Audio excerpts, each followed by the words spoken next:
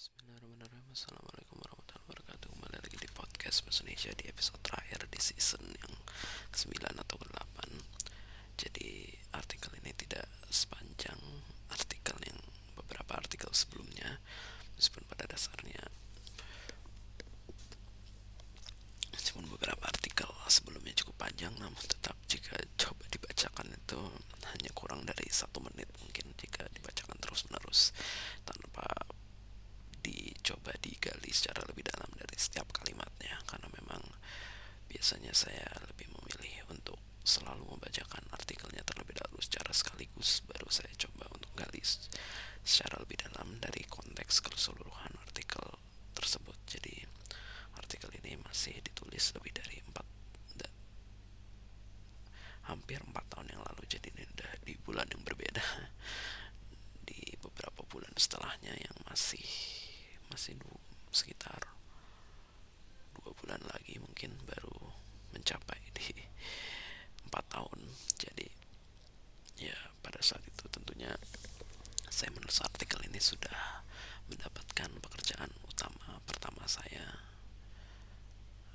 pekerjaan penuh waktu pertama saya setelah kuliah sarjana, meskipun pada saat itu saya langsung melanjutkan kuliah di jenjang yang selanjutnya juga sambil bekerja, meskipun pada saat itu tentu cukup berat karena memang saya perlu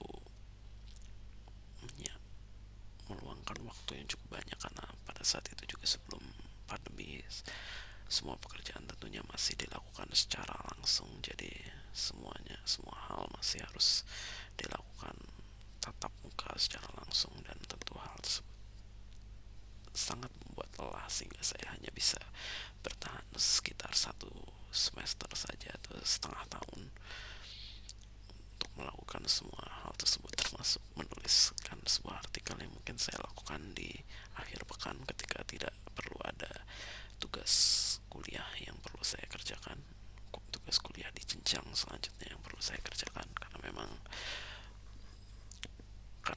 masih awal-awal di perkuliahan di jenjang yang selanjutnya. Tentu sebagian besar mahasiswa juga masih cukup ambisius dalam mengerjakan tugas, meskipun hal tersebut juga tidak terlalu penting pada akhirnya, karena pada dasarnya saya memang tidak terlalu mendapatkan nilai yang cukup bagus sehingga saya mendapatkan suatu predikat yang berbeda dengan apa yang saya dapatkan di jenjang yang sebelumnya. Namun ya seperti itulah, karena memang yang dicari hanya pengalaman, sebagaimana banyak dari teman saya sampai mencoba untuk meluangkan waktunya yang cukup lama di negara yang berbeda jauh di sana, yang saya tidak tahu apakah pada akhirnya mereka akan kembali atau tidak. Namun ya saya hanya mencoba untuk berdoa sesuatu yang terbaik bagi kita semua, karena memang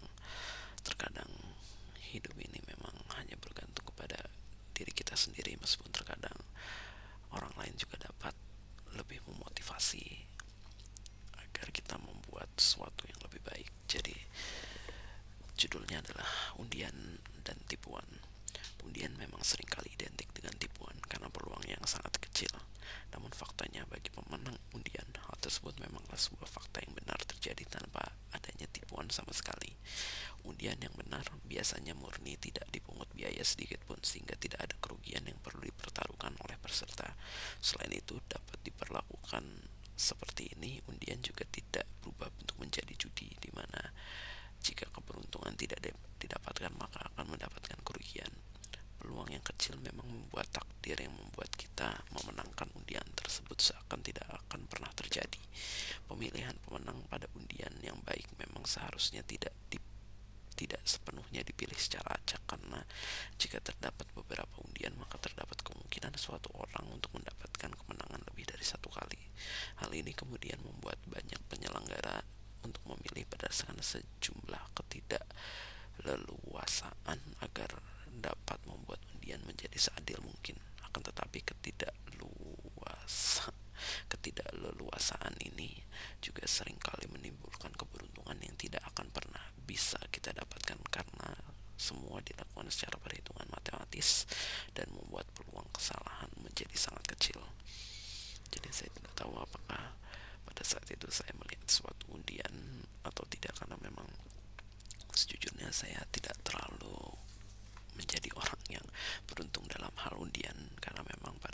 tentunya saya selalu melihat jika seseorang memenangkan undian, mungkin mereka baru saja mengalami sesuatu yang tidak mereka inginkan, sehingga tentunya sang pencipta memberikan suatu yang berbeda sebagai gantinya.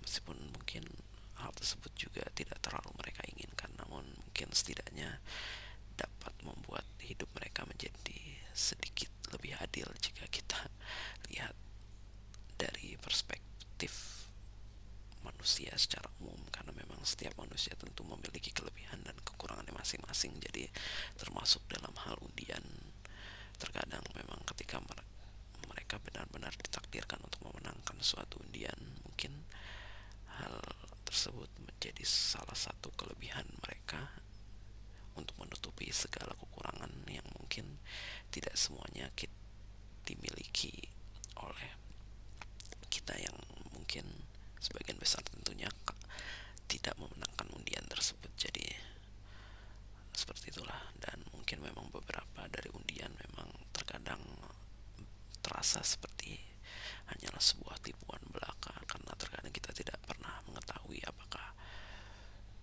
hadiah tersebut benar-benar ada dan dimenangkan oleh orang seperti kita, ataupun itu hanyalah suatu promosi fiktif yang dilakukan oleh suatu perusahaan agar mereka seakan-akan memberikan suatu hadiah kepada orang yang mungkin kepada siapa saja yang mungkin ya menjadi lebih termotivasi untuk melakukan apa yang perusahaan tersebut inginkan. Jadi seperti itulah, karena memang semuanya dipertanggungjawabkan oleh perusahaan tersebut. Jadi kita tidak akan ada yang pernah tahu mengenai bagaimana hal tersebut dilakukan. Dan sebenarnya saya juga ingin membuat hal yang sama, meskipun tentunya dengan barang yang jauh lebih murah. Dan terkadang saya ingin melakukannya benar-benar sebagai sesuatu yang mungkin bisa dirasakan oleh setiap orang yang memang seharusnya layak untuk mendapatkannya. Karena memang terkadang ketika kita melihat beberapa pemenang dari undian yang tentunya tidak tahu apakah itu benar atau tidak, terkadang mereka juga sebenarnya sudah mendapatkan berbagai hal yang mungkin cukup beruntung dalam hidupnya. Jadi terkadang hal tersebut tentu membuat orang yang tidak terlalu beruntung dalam hidup menjadi selalu berpikir hal yang sama terhadap diri mereka, sehingga terkadang hal tersebut terasa tidak adil jika kita melihat dari perspektif manusia secara umum kembali. Jadi ya seperti itulah. Jadi jika memang untuk membuat suatu undian yang benar-benar adil, terkadang kita harus benar-benar membuatnya sebagai sesuatu yang mungkin tidak dipilih secara acak, namun dipilih berdasarkan kriteria tertentu yang kita tetap memberikannya secara gratis. Namun memang hal tersebut tentunya tidak akan mungkin bisa pernah atau bisa dilakukan jika barang yang diberikan itu cukup mahal. Karena memang jika barang yang diberikan cukup mahal, tentu hal tersebut dapat digunakan oleh orang-orang yang mungkin tidak bertanggung jawab, karena mereka ingin membuat perusahaan tersebut menjadi rugi. Jadi hanya akan menggunakan promosi tersebut secara terus-menerus hanya untuk mendapatkan suatu pendapatan yang pasti. Jadi seperti itulah, karena memang beberapa dari aplikasi di Indonesia, perusahaan